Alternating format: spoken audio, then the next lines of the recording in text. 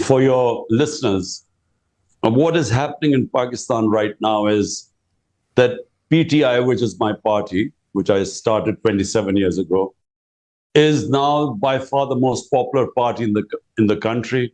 Out of the 37 by-elections in the last few months, we won 30 of them. And all the opinion polls say that we are way ahead of all the other parties. So unfortunately, what has happened is that the military establishment, which the previous army chief removed me from government, and he claimed it later on, he openly claimed it, that it was he who removed me. Since then, there is a sort of, even when the new army chief came, they have decided that whatever happens, I cannot come back into power. So in order to stop me from coming to power, what they have done is they have had various cases, almost 150 cases on me in the last few months to somehow get me disqualified. And then a lot of cases on my senior leadership. But what happened on that fateful day on 9th of May was that I was on bail. There was no way anyone could arrest me. And I was sitting in the High Court when it was like a commando action. It was not the police, but the army. And I could have just I wasn't going to put up a fight against these commandos. No. So they just barged in, destroyed the room which I was sitting in. They broke the windows, and then they took me as if I was some sort of a criminal, well, worse, even a terrorist. I'm not sure. I mean, there are two or three things I think that the army chief, because, army is entrenched in Pakistan. It's ruled directly or indirectly in the last 70 years. So I had a good working relationship.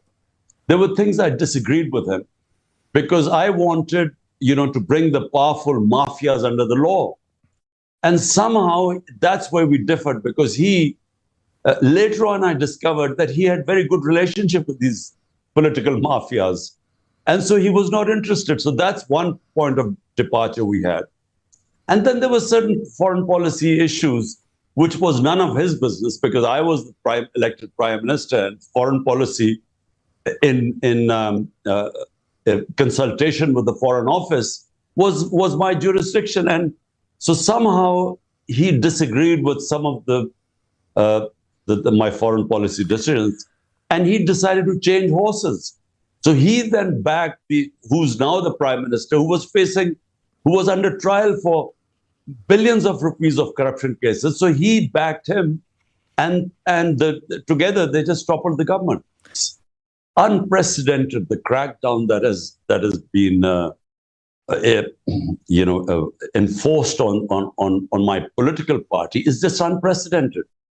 10,000 of my workers have been put inside, and as we speak, anyone who's a sympathizer or a worker, they break into their houses and they pick them up. But worse, and most of my leadership who's not in prison, or my office bearers who are not in prison, are hiding.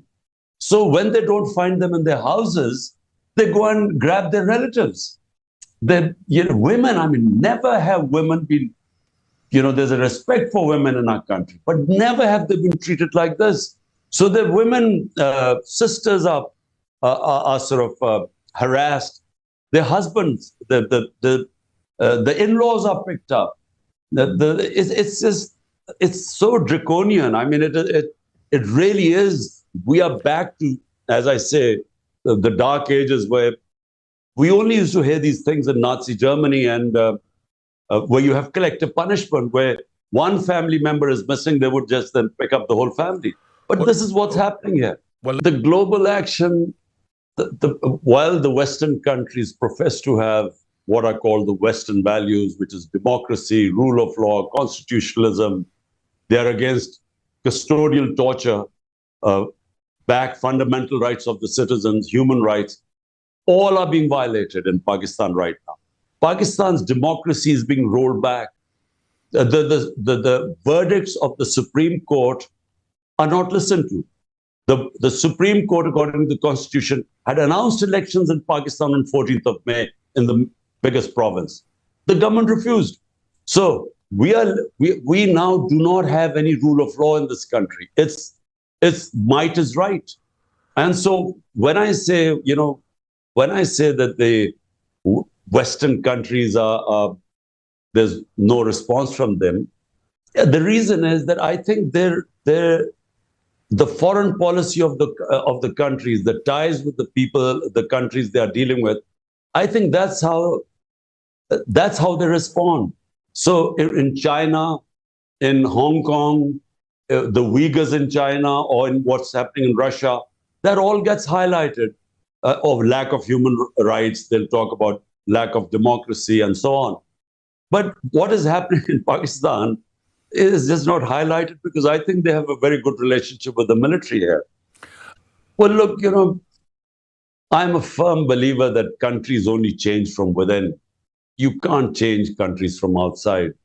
But what should happen is, and I repeat, the professed values of the Western countries, democracy and constitutional and human rights, at least they should speak about this, and they should speak about those violations.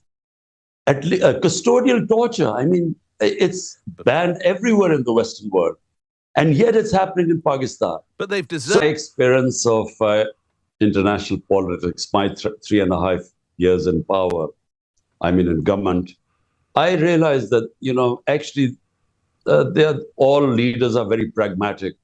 In the end, they've, no matter what principles they profess and whatever democratic values they stand for, in the end, they decide what is good for their country or not. For instance, when Kashmir, in Indian Kashmir, when they took away the statehood of the people of Kashmir, violating the United Nations Security Council resolution, and they took away the statehood, and this clampdown, exactly a crackdown, even much worse than this, took place, where they just completely, there was a curfew. There was hardly, I called up the Western leaders, I was in power then, I called them up. I said, look, at least condemn what's going on. But they didn't against China. So there was absolutely no response. So I'm quite, I had no expectations really, because I think that they have a good relationship with this current government and the military, because this is basically, it's a military-backed government now, because the moment the military withdraws its support, this government will collapse.